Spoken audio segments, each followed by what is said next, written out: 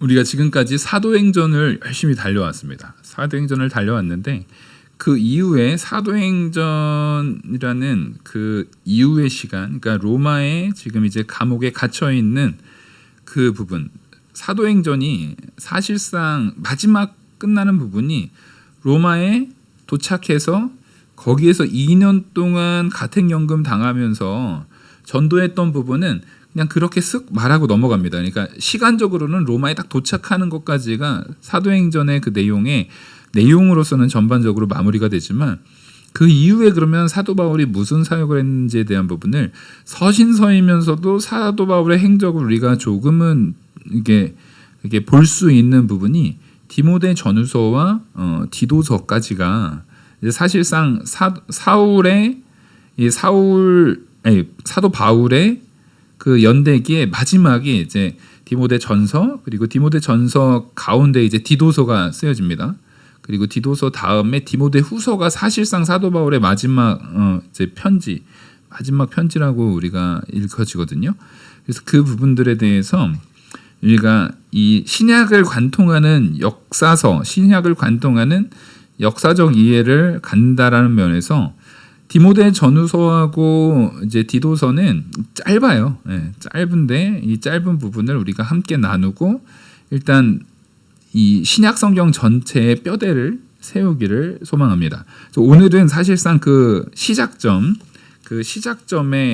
그 개론적인 의미로 1절에 보면 우리 구주 하나님과 우리의 소망이신 그리스도 예수의 명령을 따라, 지금 사도 바울은 이 편지를 쓰는 것 자체에 대해서 하나님과 예수 그리스도의 명령을 따라서 그리스도의 예수의 사도된 바울은 자기 자신을 설명할 때 하나님과 그 예수 그리스도의 그 권위를 그 권위에 정말 특별한 그 권위로서 존중받아서 세워진 사도라는 것을 드러내고 있어요. 그래서 이 기록 자체에 대한 특징을 분명하게 세우고 있습니다. 사도 바울이 이 디모데 전후서의 사실상 시작점이죠. 디모데 전후서의 시작점을 기록할 때에 그 기록에 대한 권위는 자기로부터 나오는 것이 아니라 하나님과 예수 그리스도. 여기서 하나님과 예수 그리스도를 말하는 것은 이제 지금 저한테 이 부분을 여러 번 들으셨기 때문에 각각 다른 서신서에서도 그렇고 여러 번 들었기 때문에 이제는 제가 뭘 얘기하는지를 분명히 아실 거예요. 지금 하나님 아버지와 예수 그리스도를 연달아서 사용될 때 뭐뭐와 누구, 뭐뭐와 뭐뭐는 이 뭐뭐와 뭐뭐 and잖아요. 이게 이 중간에는 양쪽이 A와 B가 동격인 경우에 사용하는 거예요. 이걸 잘 알아야 돼요. 지금 하나님과 동격으로서 누군가가 쓰여진다라는 게 히브리적인 개념에서는 이게 말이 됩니까 안 됩니까? 하나님과 동격으로 어떠한 것이라도 감히 쓰일 수 있어요 없어요? 없죠. 근데 사도 바울도 그렇고 다른 사도들도 그렇고 예수님을 언급할 때 일부러 의도적으로 다 히브리인들입니다. 그 사람들 다 히브리인이거든요. 그러니까 하나님과 동격으로 무엇이든지 사용되는 것 자체가 안 된다라는 것을 아주 뼛속 깊이 새기고 있는 사람들이에요. 이 사람들이.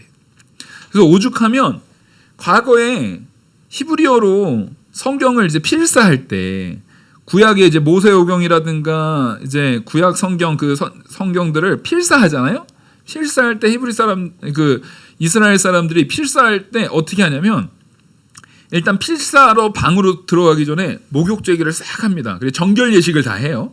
목욕을 다 하고 목욕만 끝나는 게 아니에요. 물망초에다가 해가지고 정결 예식을 싹 한 다음에 들어가서 이제 기록을 하는 거예요. 기록을 하는데 만약에 그 안에 뭐 화장실 가야 되거나 그러면은 다시 나와서 정결 예식을 싹 하고 하지 않으면 못 들어가요. 그러니까 그 기록을 할 때 또 하나 기록을 쫙 하다가도 하나님 거기서 이제 보통 그들은 쓸 때 여호와라고 안 쓰고 야훼. 사실상 글로 표현하기에는 원래 발음이 없어요. 그러니까 아도나이라고 해가지고 그것도 우리가 그 안에 그 글자에다가 발음 음가를 집어넣은 거예요. 아도나이라는 것도 원래 하나님의 이름 아닙니다. 그것도 음가를 우리가 집어넣은 거지 원래 아도나이라고 적을 때 그거는 무슨 의미냐면 부르지 못하는 거예요. 발음하지 않는 거예요. 근데 그거를 기록은 해야 되겠으니까 그것을 기록하는데 기록할 때마다 하나님 이름, 하나님이 나올 때마다 구약 성경에 여호와 하나님 여러 번 나오잖아요. 그럼 나올 때마다 어떻게 했느냐? 나올 때마다 자기 몸을 정결케 하고 썼습니다. 쓰고 다음에 바로 하나님 나오면 또 어떻게 해요?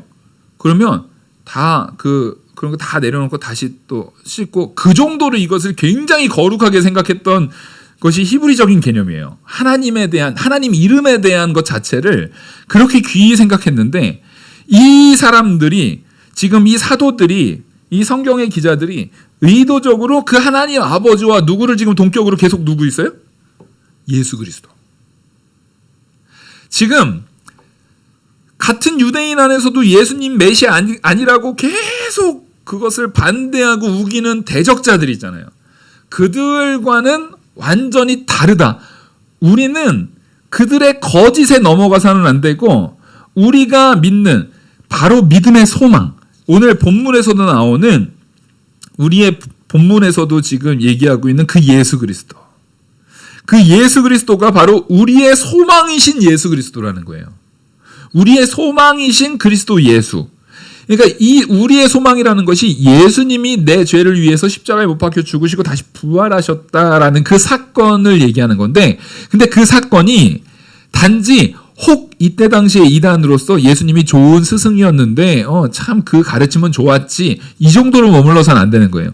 그 우리의 소망이신 우리를 위해서 다시 부활하신 예수님이 여기에서도 예수님이 어떠한 천사 같은 존재, 하나님보다는 약간 못한, 하나님이 피조하시거나 하나님이 만들어 놓은 약간 영웅적인 존재, 하나님은 아니고 또 사람도 아닌 중간 어디쯤에 있는 존재. 예를 들어서 그리스 로마 신화로 따지면은 무슨 그런 거 있죠. 뭐 헤라클레스 같이 반인 반신 이런 게 아니라는 것을 지금 명시하고 있는 거예요. 우리의 소망이신 예수 그리스도는 따라하겠습니다. 하나님이시다. 예, 지금 그걸 말하고 있는 거예요. 모든 서신서에 이것이 핵심입니다. 이 서신서에 우리의 소망이신 그리스도가 하나님이라는 거예요. 이제 제가 앞으로도 이런 일이 나올 때 이 서두에서 이 부분을 또 말씀드릴 거예요. 그때마다 그래. 왜 모든 서신서마다 그런 이 사도들 그리고 예수님의 제자들이 특히 바울이 이걸 왜 이렇게 강조했는가? 예수님이 하나님이신 것을 부인하는 순간에 예수님이 하나님보다는 그래도 하나님하고 사람 어느 중간쯤에 있는 존재겠지라고 하는 순간에 우리는 다 아무런 의미가 없어요. 기독교는 소용이 없어요. 그러면 우리가 제일 불쌍한 존재들이 되는 겁니다. 진리는 절대 어느 순간에도 어느 한 톨도 어느 조금도 절대 왜곡되어서는 안 돼요. 예수님이 하나님이십니다. 그 하나님이 우리의 구주로서 사람의 몸으로 이 땅에 오신 거예요. 이것을 어느 것으로도 왜곡시키면 그건 다 대적자들인 거예요. 그래서 지금 바울은 바로 우리 하나님과 우리의 소망이신 주 예수 그리스도의 명령, 바로 하나님의 명령. 지금 예수 그리스도의 명령이라는 것이 예수 그리스도가 사도 바울과 연합되어졌을 때 우리는 꼭 이렇게 표현되다 보면 그래서 이제 이 성경을 기록될 때 우리가 흔히 얘기하는 초대교회사, 아까 오전에도 어거스틴 얘기했잖아요. 그 어거스틴 그쯤에서 초대교회사 때쯤에 항상 뭐가 문제가 됐냐면 그럼 성령은 어떻게 할 거냐? 성령의 자리는 어떻게 둘 거냐?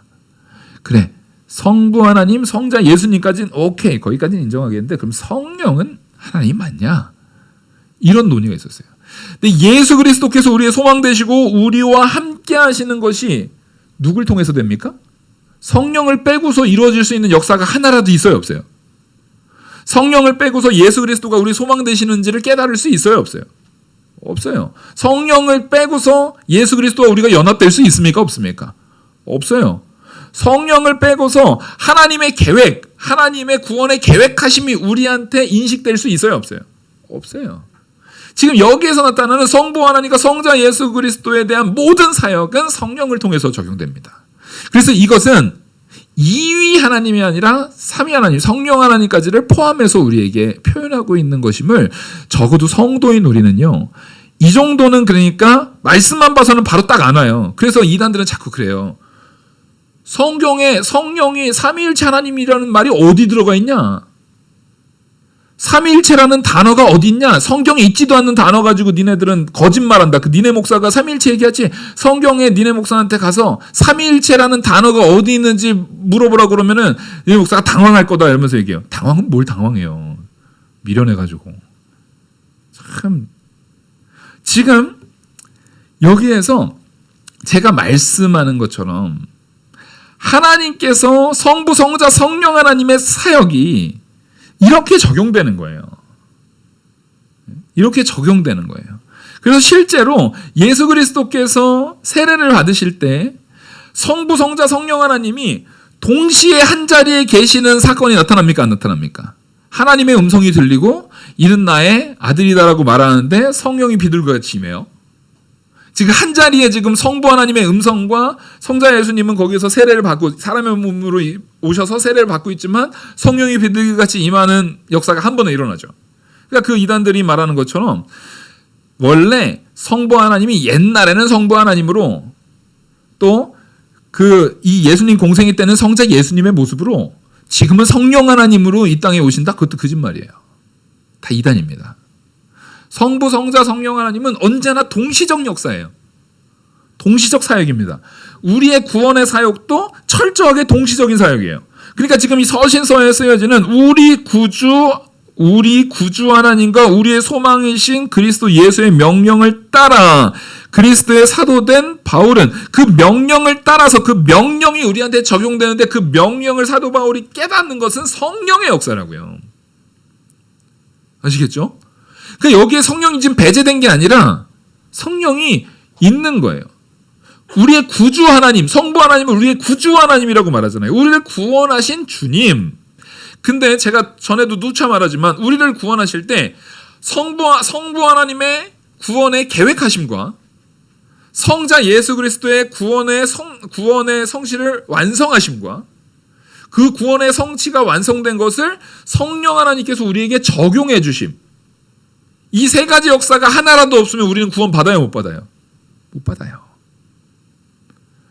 그래서 우리 구주 하나님이라고 말할 때 우리 구주 하나님이라는 말 자체가 성부, 성자, 성령 구원의 역사를 한 번에 이루시는 삼위 하나님의 역사를 그대로 드러내고 있는 거예요. 그래서 사실상 서신서에 특별히 이 첫 부분은요, 이 개론이 되게 꼭 필요합니다. 그래서 실제 사도 바울은 이 디모데에 대해서 얼마나 중요하게 언급을 하고 있냐면 아주 초창기 서신서에 제일 먼저 기록된 게 갈라디아서입니다. 갈라디아서가 제일 먼저 기록된 서신서예요. 그러니까 제일 먼저 기록된 갈라디아서하고 에베소서에 대한 부분은 아주 사건과 사고가 굉장히 많았던 부분인 거죠. 거기하고 디도서는 아예 디도 개인에게 아주 짧게 적용해서 전하고 있는 말이거든요. 그리고 디도서를 기록할 때는 디모데가 같이 있었을 가능성이 높아요. 그렇기 때문에 그 세 편지를 제외하고서는 사도 바울의 서신 중에 디모데를 언급하지 않은 적이 한 번도 없어요. 그렇다는 얘기는 모든 서신을 적을 때 딱 갈라디아서, 에베소서, 제일 먼저 갈라디아서, 에베소서, 디도서를 기록한 그 외에 나머지 모든 사역에서 누가 같이 있었던 거예요? 네, 디모데가 같이 있었던 겁니다. 그래서 이것은 디모데를 온전하게 목회자로서 키우기 위한 하나의 장치로서 디모데 전후서를 주는 거예요. 디모데를 참된 교회의 스승으로 세우기 위한 목적도 있는 거예요. 그러니까 이 편지의 1차 청자, 사실 이 1차 청자라는 말 자체가 되게 신학적인 용어인데 우리는 제가 예를 들어서 우리 집사람한테 연애 편지를 썼다고 하죠. 저는 연애 편지를 써본 적은 없어요. 근데 연애 편지를 썼다고 하죠. 그러면 썼다고 했을 때 그 연애 편지를 나중에 내가 저 홍지연이랑 결혼을 해가지고 아기들을 낳으면 걔네들이 나중에 이걸 봤을 때 그래도 아빠가 글을 잘 썼네. 그리고 아빠가 이렇게 이런 표현력이 좋았네를 고려해가면서 그것까지도 생각해가면서 편지 씁니까? 네? 그건 진짜 이상한 거예요. 그죠? 근데 하나님의 서신, 하나님께서 사도들을 통해서 쓰게 하는 편지는 물론 하나님의 지혜가 임하기 때문에 이후의 모든 세대들에게 보편적으로 적용되는 진리를 말합니다. 그렇죠? 근데 그럼에도 불구하고 이 편지에 가장 1차적으로 이거는 누구에게 쓰는 거라는 거예요. 청자가 있다라는 거예요. 그 1차 청자를 우리는 자꾸만 무시하기 시작해요. 이단들이 특히 신천지가 성경을 해석하는 데 있어서 이 성경을 여기다 뜻풀이, 이 단어는 무슨 뜻이고 막 자기들이 막 갖다 뜻풀이를 하잖아요. 이번에도 보니까 오는데 또 전광판에 신천지 광고 쫙 하고 있어요. 아주 거의 한 1분 정도를 하더라고. 신천지 광고가 쫙 나오고 있어요. 전광판에. 여기 사당 앞에서도 나오고요. 저기 그 고속버스 터미널 거기 전광판에도 나오고요. 아주 전광판, 큰 전광판 있는 데마다 신천지 광고가 아주 훨씬 나와요. 엄청 열심히 전도해요. 그러니 우리는 전도를 안 하고 가짜 진리를 갖고 있는 우리는 전도를 등한시하고 안 하고 게을러서 말씀 복음 전하는데 나만 구원받았으니까 됐다 뭐 이래서 그러는 건지 우리는 전도를 잘 안 하고 가짜로 속이는 신천지는 겁나 열심히 전도를 해요. 그러니까 하나님이 기뻐하시겠습니까 이거? 네? 우리도 사활을 걸고 전도해야 돼요. 특별히 그 전도에 있어서 지금 이 시대의 전도는요, 관계 전도입니다. 관계 전도. 관계 전도예요. 열심을 내야 돼요. 지금 사도 바울은요, 디모데 하나를 온전하게 세우는 거예요. 왜? 디모데 하나를 온전하게 세워서 좋은 교회의 스승으로 온전히 세우는 것이 결국에는 하나님의 말씀이 잘 전해지는 그 관계 전도의 가장 중요한 부분이에요. 우리 각자가 세울 수 있는 사람들이 있어요. 우리 모두가, 저도 그렇고 우리 성도님들도 그렇고 나의 디모데를 찾으시기 바랍니다. 예. 그래서 지금 생각해 보면 저희 매형이 저 이제 주일학교 때 저희 선생님이셨는데 저희 매형이 만들었던 저희 반이 디모데 모임이었어요. 디모데 모임. 그 디모데 모임의 취지가 그거였어요. 그 선생님이셨던 그 매형이 지금은 목사님이시지만 이 어린아이들이지만 그때 제가 6학년이었어요. 6학년. 그때 디모데 모임이 시작돼가지고 제 밑으로 3살 동생 애들까지 계속 디모데 모임이 연결됐거든요. 저도 같이 디모데 모임이 계속 같이 됐어요. 제가 중학교 때도 디모데 모임을 계속 했던 것 같아요. 근데 그게 뭐냐면 우리 그 한 스승이 디모데를 키워내는 거예요. 사도 바울이 디모데를 키워내듯이. 그렇게 교회에 귀한 일꾼들이 세워지는 겁니다. 지금 딱 보니까요. 그 디모데 모임에 참여했던 게 저 목사님도 있고요. 그 중에 한 명이 그 손성태 목사라고 있어요. 그 친구가 지금 또 그 캘거리 베델 교회 거기 부목사로 있습니다.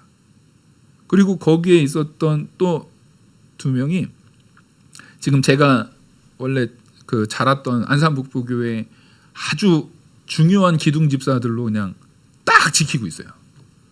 그렇게 저희 4명이 한 명 뺀질거리면서 안 놓네 빼고 이렇게 4명이 보통 이렇게 디모데 모임을 했었거든요. 디모데 모임 장소도요. 교회에 장소가 없어서 그 떼약볕에 뜨끈뜨끈하게 데워진 그레이스, 은혜 없으면 못하는 그 차. 옛날엔 그레이스가 이런 약간 나무색 이런 갈색 그레이스가 있었어요. 그 차 안에서 디모데 모임 말씀으로 배우고 말씀 나누고 그랬어요. 근데 그렇게 좋았어요. 근데 그 안에 있었던 같이 했던 그 사람들이 다 지금 하나님의 일에 있어서 쓰임 받았던 것처럼 우리도 사도 바울이 이 디모데를 그렇게 키우고자 적용했던 말씀 그대로 그 소망이신 그 하나님의 그 소망을 온전히 사도된 바울로서 하나님의 신적 권위를 그대로 가지고 너한테 내가 지금부터 말하는 것은 디모데 너에게 지금 말하는 이것이 그냥 야 너 똑바로 잘해라. 너 이건 잘하면 좋고 이건 잘하면 안 좋아. 이런 개념이 아니라 하나님의 신적 권위를 가지고 너를 가리킨다라는 거예요. 우리도 말씀을 가지고 나의 디모데를 키워내십시오. 제일 좋은 거는요. 내 자녀를 디모데로 키워내는 게 제일 중요합니다. 사도 바울은 이 디모데를요, 믿음 안에서 2절, 믿음 안에서 참 아들 된 디모데에게 편지하노니, 사도 바울의 마음속에서 디모데는 뭐예요? 믿음의 아들이에요. 우리의 자녀들, 나의 아들, 나의 딸, 그들을 믿음 안에서 잘 키워내는 게 가장 좋은 디모데를 키워내는 겁니다. 가장 좋은 디모데를 키워내가는 것은 그거예요. 요즘에는 할머니들이 또 젊잖아요? 그러면 누구까지 내려가야 돼요? 손자, 손녀까지 내려가야 돼요. 딸들이 아기 낳고, 아유, 나 가서 이제, 요즘에는 맞벌이 안 하면 안 되니까, 그러면 우리 권사님들 좀 내가 손주 봐줄게 하세요. 네. 봐줄게 하세요. 야, 네 인생 네 인생이고 내 인생 내 인생인데 나 이제 애 보는 거 피곤해서 싫어, 이러지 마시고 애들 봐주시고 그 아이에게 안고 기도해 주세요. 그 무릎 위에서 복음 증거해 주세요. 디모데의 어머니와 디모데의 할머니가 디모데를 그렇게 키웠습니다. 우리가 사도행전에서 말하는 것처럼 디모데는 이 디모데 자체가 부모님이, 어머니가 유대인이고 아버지는 유대인이 아닌 이방인이었습니다. 그것이 사도행전에 나와요. 그래서 사도행전 이제 16장에 보면 그의 아버지는 유대인이 아니었다라는 것을 알 수 있어요. 근데 우리가 분명히 알아야 되는 것은 신앙의 가치, 유대 사회에서 그 사람이 유대인이냐 아니냐를 판단하는 기준이, 제가 그때 말씀드렸죠. 아버지라고요? 어머니라고요? 어머니라니까요. 어머니가 유대인이면 유대인으로 인정을 해요. 아버지가 유대인인데 어머니가 유대인이 아니면 살짝 한번 이 사람을 검증해야 되는 검증이 있어야 돼요. 근데 어머니가 유대인이면 이건 말할 것도 없이 유대인으로 인정을 해줬어요. 왜 그러겠습니까? 어머니의 기도가 그렇게 중요한 거예요. 그래서 여러분, 자녀를 위해서라도, 내 자식들을 위해서라도 어머니들은 믿음 안에 굳건하게 서셔야 됩니다. 이건 정말, 이거는 타협의 여지가 있는 문제가 아니에요. 그래서 이 디모데는 그 어머니의, 디모데 어머니, 그 어머니를 통해서 믿음 안에서 잘 길러지는 거예요. 그래서 나중에 사도 바울이요, 이 어머니가 유대인인 것을 근거로 해서 이 디도에게는 할례를 안 주는데 디모데한테는 뭘 줘요? 할례를 줍니다. 네. 디모데한테는 우리가 그때 사도행전에서 배웠잖아요.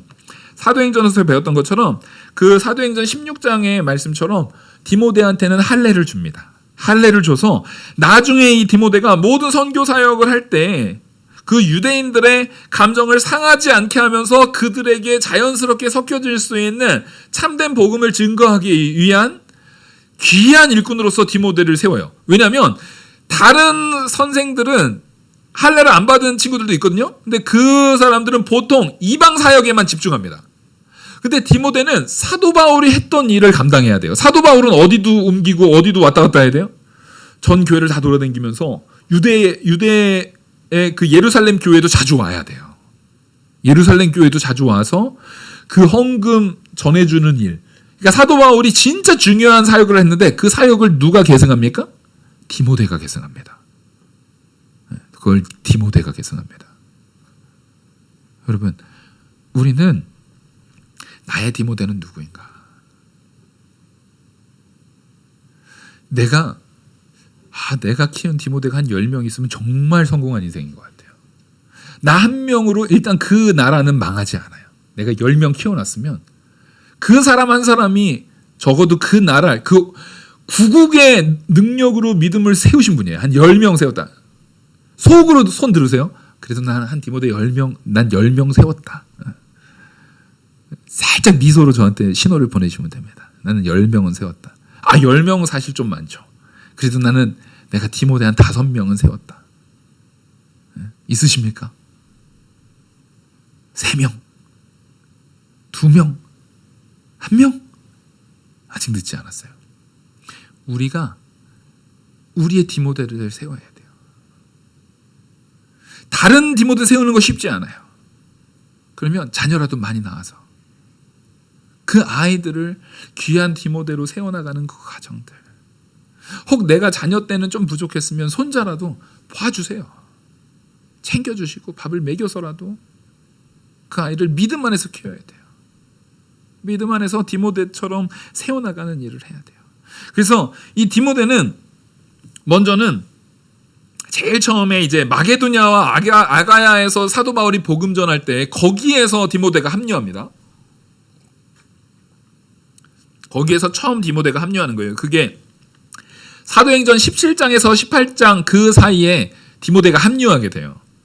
그때 디모데가 합류해서 그때부터 에베소 사역에서도 상당히 오랫동안 사도 바울하고 함께 했습니다. 동역에 동참했어요. 19장이고. 그러니까 그 이후로 계속 같이 있는 거예요. 그러니까 그 이후로 마게도냐에서 동참한 이후에 10몇 년을 디모데는 한결같이 사도 바울하고 계속 같이 동역을 합니다.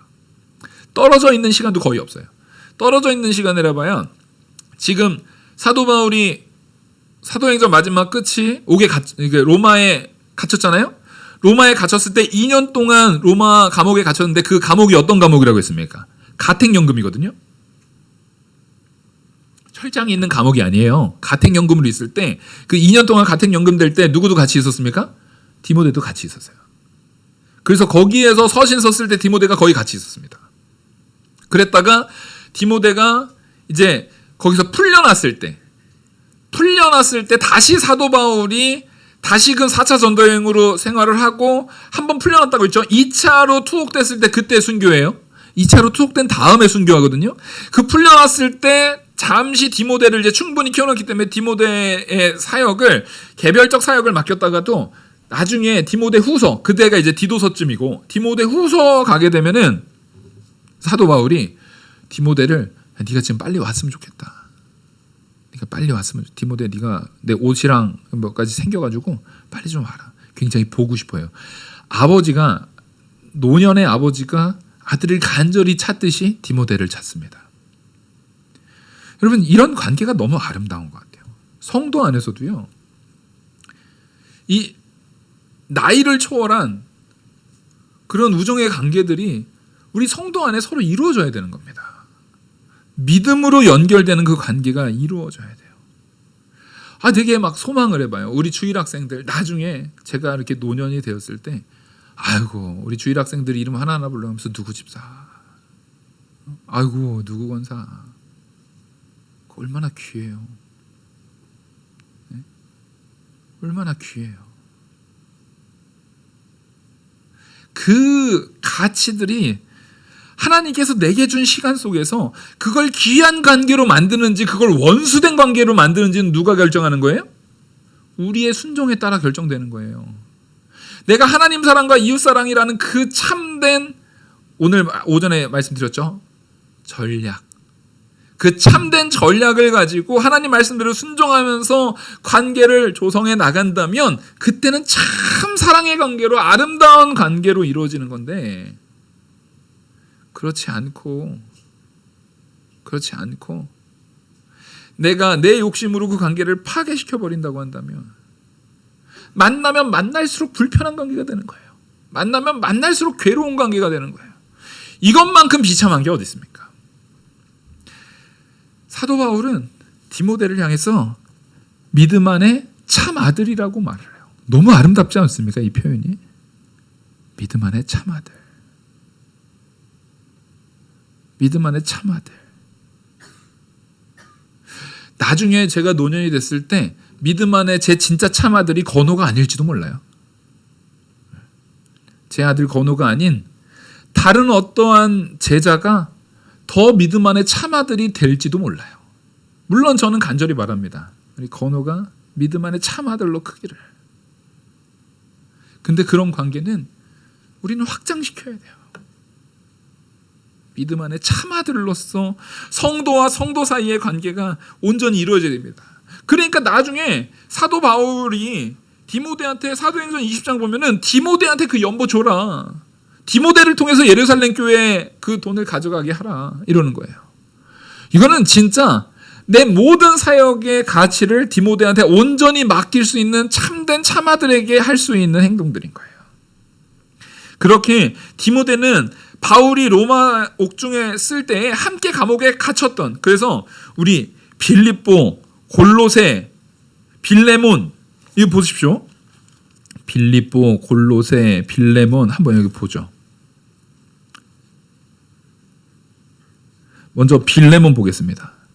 그리스도 예수를 위하여 갇힌 자 된 바울과 및 형제 디모데는, 그러니까 지금 디모데는 바울하고 어떻게 돼 있는 거예요?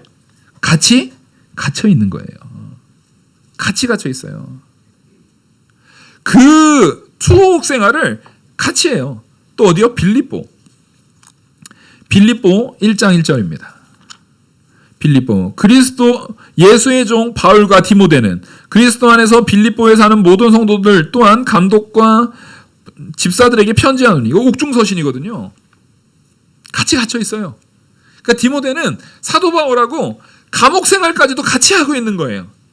그러니까 거기에서 믿음의 참아들일 말이 나오는 거예요. 골로새서 하나님의 뜻으로 말미암아 그리스도 예수의 사도된 바울과 형제 디모데는, 골로새 교회에게 편지하는데 어떻게 되는 거예요? 지금 같이 갇혀 있는 상태에서 같이 편지한다는 거예요. 디모데를 이렇게 언급하고 있습니다. 그러니까 디모데서의 사도 바울이 디모데에게 편지 쓴 이 편지는 진짜 사랑하는 아들에게 쓰고 있는 거예요. 제가 그래서 이 말씀을 준비하느라고 책을 좀 샀어요. 제가 뭐랄까, 이 옥중서신에 대한 부분, 그러니까 사도 바울의 서신, 그 다음에 그 외에 나머지 사도들의 서신, 그 서신에 대한 모든 서신들만 쫙 추려가지고 서신들만 신학적으로 쫙 연구해 놓은 책이 있어요. 그 옛날에도 그런 책이 있었는데 그게 좀 더 연구의 성과가 더 이렇게 있는, 그나마 좀 최근에 나온 책 중에 그 총신의 유명한 교수님이 쓴 책이에요. 근데 제목이 뭔지 아세요? 러브레터입니다. 제목이 러브레터예요. 제목 너무 잘 붙였죠. 진짜 하나님의 사랑을 담아서 쓴 서신이에요. 그러니까 사실 우리는 서신서를 보고 있지만 이게 진짜 하나님의 사랑의 편지인 거예요. 사도 바울이 그 사랑을 담아서 디모데에게 이 편지를 쓰고 있는 겁니다. 이 편지를 쓰면서 사도 바울은 이 두 번째 감옥에 갇힐 때 디모데를 간절히 오라고 이렇게 부르는 거예요. 그래서 바울은 디모데를 자신의 동역자로 완전히 적용시켜서 같이 로마 1차 투옥 시기에 이후 석방되는 시절까지 계속 사도 바울을 마게도냐를 떠나가지고 1차 투옥에서 거기서 석방되는 시기까지는 디모데하고 떨어질 수가 없는 관계로 계속 같이 있었던 거예요. 그러니까 그렇게 디모데를 잘 가르쳤는데 이 기록 시기를 지금 로마 투옥 시기 이후로 보거든요. 그래서 로마 투옥 시기 이후로 이 편지의 기록 시기를 바라보고 있어요. 근데 이 편지에서 바울이 그렇게 사랑하는 디모데를 향해서 뭐 하는 거예요? 디모데가 참된 교역자, 참된 목회자, 참된 말씀을 온전히 지닌 자로 크기를 원하는 마음을 담아서 이 편지를 쓴 거예요. 여러분, 내가 내 신앙에 대한 부분이 참으로 적용됐으면 좋겠는 사람 머릿속으로 한 명 떠올려 보십시오. 2명, 3명이어도 괜찮아요.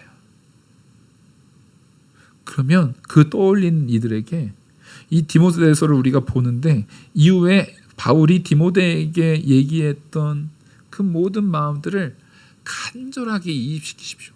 성경은요, 우리가 보고 적용하고 순종해야 되는 책이에요.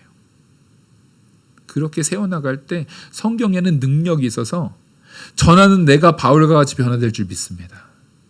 듣는 이가 디모데와 같이 자라날 줄 믿습니다. 우리 그걸 만들어내자고요. 우리 교회 성도, 맞아요. 많이 줄었어요. 이 부족한 자가 와가지고 오고 나서 확 줄었어요, 교인이. 참 하나님 앞에 안타까움이 있습니다. 하지만 하나님께서 지금 남아있는 이 성도들이 한 명 한 명의 디모데들을 만들어낼 때 어느 교회도 너무 부러워서 어찌할 줄 모르는 영광스러운 영학교회를 세워줄 줄 믿습니다. 우리 그렇게 세워나가는 거예요. 나의 디모데가 어디 있는가? 그 디모데들을 우리가 세워나가야 되는 겁니다. 그리고 이 디모데 전후서를 쓸 때 이 디모데 칸에서 이것은 목회 서신이라고도 말하거든요. 디모데 전후서, 디도서를 목회서신이라고 말해요. 이게 뭐냐면 목회자한테 주는 말씀이라는 거예요. 네가 목회자로서 이렇게 해야 된다. 그럼 이거 저한테만 하는 얘기인가요? 그렇지가 않아요. 제가 처음 목회자의 꿈을 꾼 거는 저의 스승들인 그 목사님들 스승들이 있지만 제가 처음 목회자의 꿈, 나는 목사가 되어야 되겠구나, 나는 목회자가 돼야 될 사람이구나 라고 생각했던 거는요, 저희 할머니 때문이에요. 네. 할머니의 기도 때문입니다. 항상 충치가 하도 많으셔가지고 그 뾰족뾰족한 이빨로 제 코랑 볼을 깨무시면서 하나님의 복음이 전 세계로 전해질 때 우리 자녀들이, 그리고 우리 막내, 제가 이제 막내였으니까 우리 막내 재우가 복음 전하는 일에, 세계로 뻗어나가서 복음 전하는 일에 쓰임받게 해달라고 그 기도를 할 때 그 기도들이 이루어졌어요. 저희 형님들, 사촌 형님들, 저희 작은아버지들, 고모부들, 이런 분들을 통해서 이루어졌어요.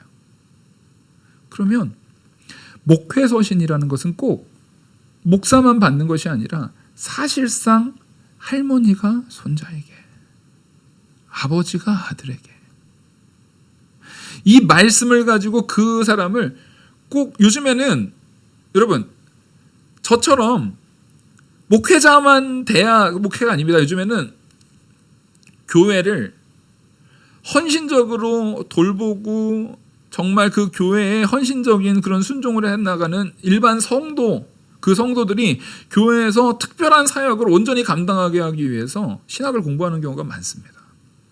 그래서 성도 사역이 지금은 아주 보편화된 시대예요. 큰 교회일수록 우리가 흔히 얘기하는 간사들이나 이런, 그들이 용어를 간사라고 한 거지, 그게 사실 뭡니까? 교회 안에서 일반 집사님들, 성도님들이 목회자가 되기 위한 것이 아니라 그 교회 안에서 내가 주일학생을 섬기는 일로, 중고등부를 섬기는 일로, 청년부를 섬기는 일로 온전히 쓰임받기 위해서 신학을 배우는 거예요.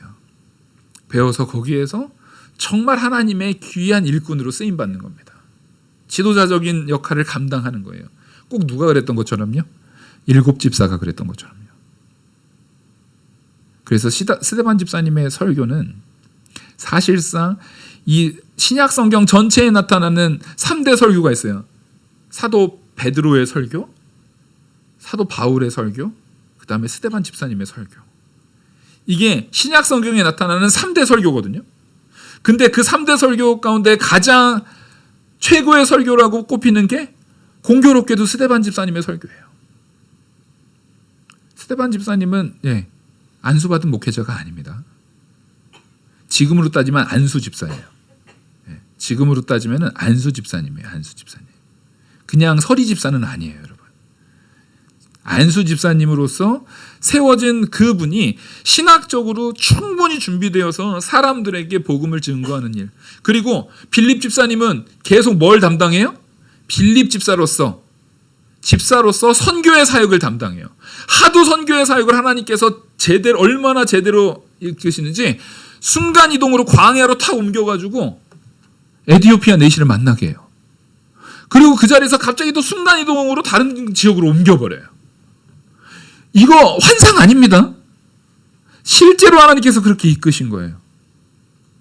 우리는 그런 자, 내가 그렇게 쓰임받는 누군가의 디모데가 되고 내가 또 누군가를 디모데로 키우는 사도 바울이 되는 존재들이 우리는 돼야 되는 것입니다. 그래서 지금 여기에서 이 사도 바울을 이야기를 할, 사도 바울이 이 디모데한테 많은 과제들을 내요. 그리스도의 이 편지 전체에서 그리스도와 구원의 교리를 명확하게 세우고, 그리고 바울과 그런 다른 모든 서신서들에서 표현되고 있는 관계적인 문제, 교회 안에서의 관계적인 문제를 어떻게 풀어내야 되는지, 목회자가 윤리적으로 어떻게 세워져야 되는지, 그리고 목회관에 대해서 어떠한 마음가짐으로, 죽으면 죽으리라는 마음가짐으로 어떻게 서야 되는지, 그리고 교회론에 대해서 교회가 어떻게 세워지고 교회가 무엇을 추구해야 되고 무엇을 지향해야 되는지, 그것을 사랑이라는 개념으로 풀어내고 있는 게 사도 바울의 디모데 전후서입니다. 우리는 그것을 분명히 붙들어야 돼요. 그리고 이 디모데 디모데 전서에서 특별히 아주 특징적인 건데 여성에 관한 바울의 가르침이 여기 많아요. 여성에 관해서 사도 바울은 디모데에게 특별히 가르치고 있어요. 그러니까 정말 아들로서 생각하는 거예요. 목회자로 네가 교회를 세워나가는 목회자로서 여성에 대해서도 어떻게 존중하고 어떻게 대해야 되는지에 대한 부분을 가르치고 있고, 특별히 이게 너무나 당연한 얘기지만 반대자들, 그 대적자들에 대해서 굉장히 조심스럽게 경고를 하고 있습니다. 그래서 바울이 편지를 쓴 목적에 대해서 첫 번째로는 디모데가 자신감을 가지고 안정적으로 사역할 수 있게 하기 위해서 담대하라는 거예요. 그걸 제일 강조합니다. 그리고 두 번째로 그가 소명에 따라서 복음의 진리를 위해서 담대하게 싸워나가라는 거예요. 말 그대로 하나님 앞에서 안정적으로 자신감을 가지고 교만하지 않고요. 자신감을 갖는다는 것은 교만한다는 게 아니에요. 교만하지 않는 마음으로 자신감을 갖는데 그 자신감을 가진 상태에서도 네가 싸워야 될 대적들이 많다라는 거예요. 싸워야 될 상황들이 많다라는 거예요. 굉장히 어려움들이 많다라는 거예요. 근데 그 어려움 가운데서 사도 바울이 뭘 얘기해 주냐면 하지만 너에게 붙여준 동역자가 있다는 거예요. 그래서 두려워할 게 없는 거예요. 하나님이 일단 디모데와 함께하면서 네가 담대하게 진리를 위해서는 타협하지 말고 싸우라는 거예요. 근데 네가 진리를 위해서 타협하지 않고 싸울 때 함께 싸우는 자가 먼저는 사도 바울이 있고 또 그와 함께 동역하는 동역자들이 있음을 항상 말해주고 있어요. 그래서 우리는요, 진리에 있어서는 타협이 없어야 합니다. 절대 없어야 돼요. 그리고 세 번째로 이제 가장 마지막에 추구하는 것은 뭐냐면 그가 공적 예배에서 언제나 단정함을 유지하라는 거예요. 공적 예배라는 거 있어서 지금 이 디모데에서 교회론적인 부분이잖아요. 제가 예배를 할 때 예배에 있어서 우리가 이 세상의 교회들이 막 이것저것 적용해가지고 교회에서 막 이렇게 하고 강대상 다 치우고 목사님이 반바지 입고 막 스레파 신고 와가지고 막 설교하는데 막 편안하게 막 하면서 무슨 토크쇼 하듯이 막 하는 그런 교회들이 많아요 요즘에. 근데 그런 거에 대해서도 교회론이라는 것 자체가 하나님께서 이 예배함에 있어서의 예배의 단정함, 이게 2장에서 주로 그걸 다루고 있거든요. 예배의 단정함, 좋은 목회자나 좋은 집사를 잘 키워나가고 그들과 함께 동역함을 통해서 이 교회가 세상화되는 것을, 세상을 복음화시켜야지. 그 세상을 복음화시키기 위한 과정을 위해서 우리가 저 세상과 가까워지기 위해서 교회를 세상화시켜요. 그거는 빵점짜리예요. 빵점짜리. 교회가 세상화되면 안 됩니다. 따라하겠습니다. 교회는 거룩해야 한다. 이거 타협하지 마세요. 교회는 거룩한 공동체예요. 오히려 그들을, 그 믿지 않는 세상을 그 거룩함으로 초대하는 거예요. 그들이 그래서 교회에 오려면은요, 본인들이 그동안은 행했던 불편한 것들을 어떻게 해야 되는 거예요? 점점 끊어내야 되는 거예요. 물론 우리는 기다려줘야 되죠. 예를 들어서 담배 피는 사람이 교회에 왔어요. 그럼 그 사람이 언젠가는, 그게 1년이 될 수도 있고 5년이 될 수도 있고 10년이 될 수도 있고 15년이 될 수도 있어요. 하지만 언젠가는 끊음을 통해서 점점점 신앙의 자리로 옮겨질 수 있도록 우리는 기다려줘야 되는 게 맞아요. 하나님이 우리를 기다려줬듯이, 하나님이 우리를 참아줬듯이 우리도 그를 기다려주고 참아줘야 되는 게 맞지만, 그 사람을 편하게 하기 위해서 목사님 제가 담배 끊기 어렵죠. 저도 같이 피죠. 이러면 돼요? 안 돼요. 아주 느리더라도 세상이 복음화되어야 되는 겁니다.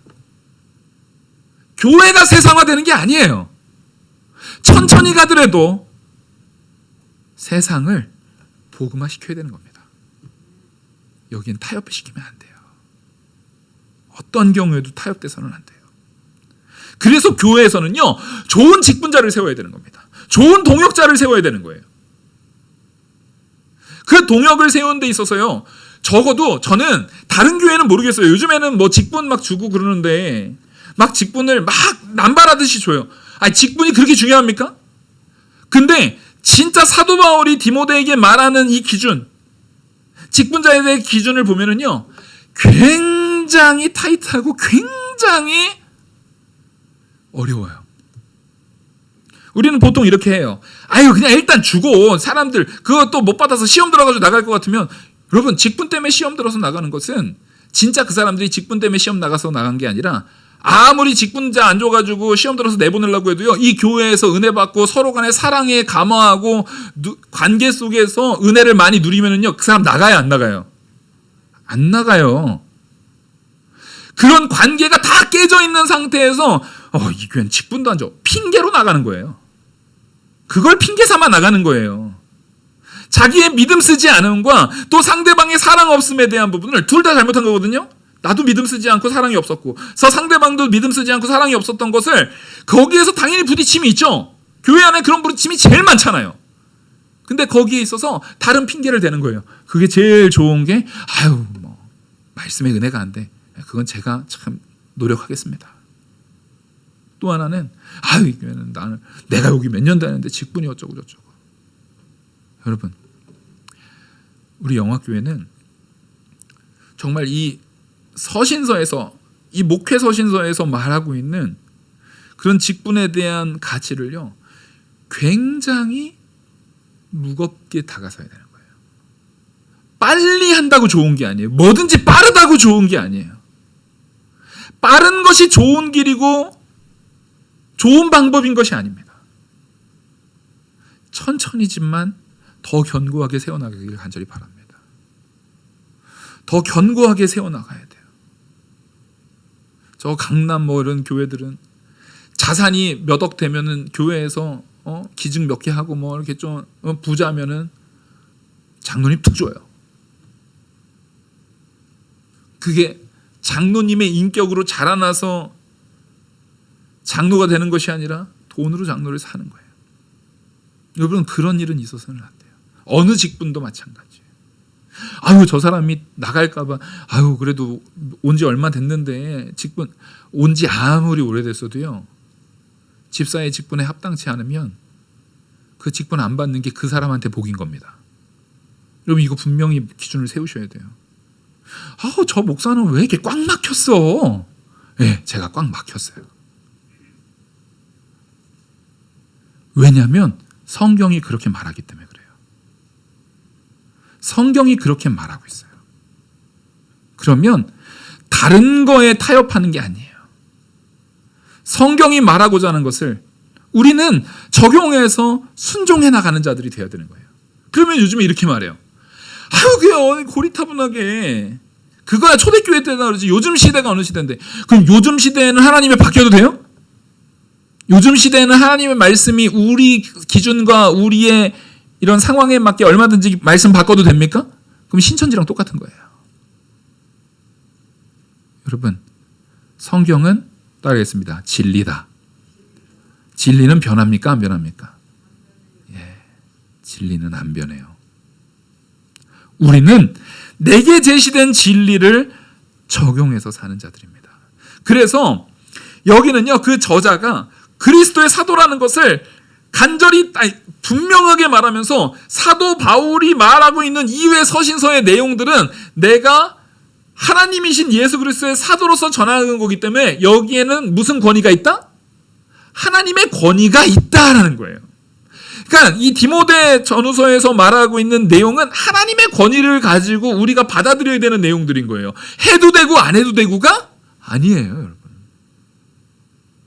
내 마음에 맞으면 하고 내 마음에 안 맞으면 안 하고가 아닌 겁니다. 그것을 온전히 세워나가서 이것이 하나님께서 우리에게 주신 참된 진리의 말씀인 줄 깨닫고 나가는 거예요.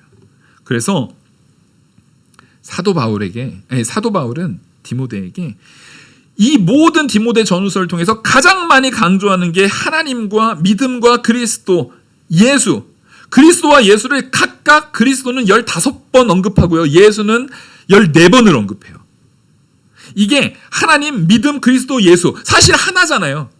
하나님을 22번, 믿음을 19번, 그리스도를 15번, 예수를 14번. 그러니까 그 복음의 핵심에 대한 부분을 가장 많이 강조해서 말하고 있어요. 그 다음으로 말하는 게 뭔지 아십니까? 신실함입니다. 신실함은 누구의 적용입니까? 하나님의 습성, 하나님의 속성이에요. 근데 그 신실함이 우리도 적용돼야 된다는 거예요.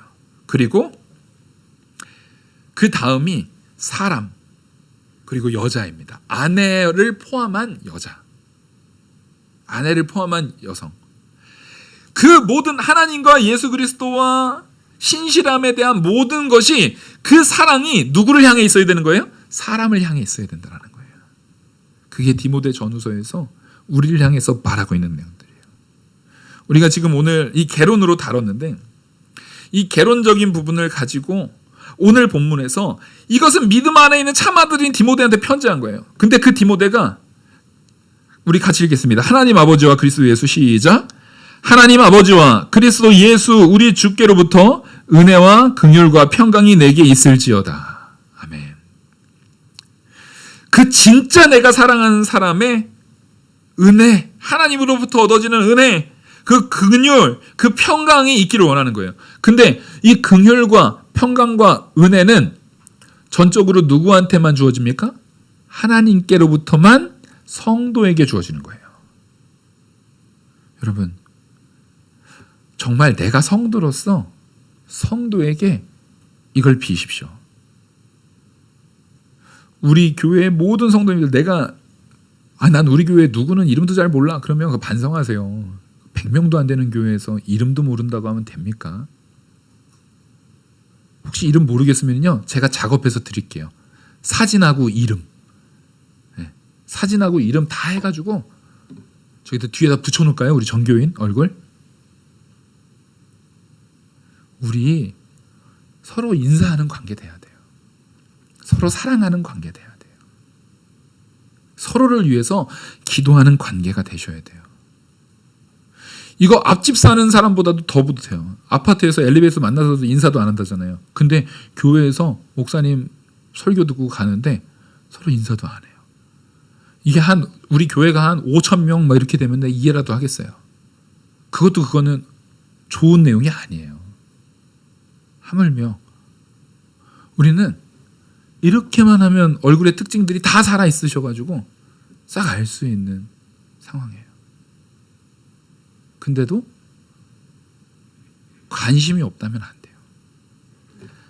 바울이 디모데를 사랑했던 것처럼 우리 성도들이 각각 모든 성도들을 향한 참된 사랑으로, 참된 은혜와 평강, 정말 그 긍휼이 임하기를 원하는 마음으로 서로를 위해서 기도하는, 서로를 위해서 하나님 앞에 간구하는, 그렇게 사랑이 넘치는 우리 영화교회 되기를 간절히 소망합니다.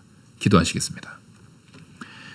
은혜와 사랑이 많으신 하나님 아버지, 이제 오늘로부터 디모데 전서를 시작으로 디도서, 그 이후에 디모데 후서를 우리가 나누고자 합니다. 이 모든 말씀 속에 하나님께서 우리에게 증거하신 진리가 우리 안에 새겨지고 진리의 말씀을 온전히 준행하는 우리들 되게 하여 주시옵소서. 이 모든 말씀 살아계시는 우리 주 예수 그리스도의 이름으로 기도 올리옵나이다. 아멘. 찬송가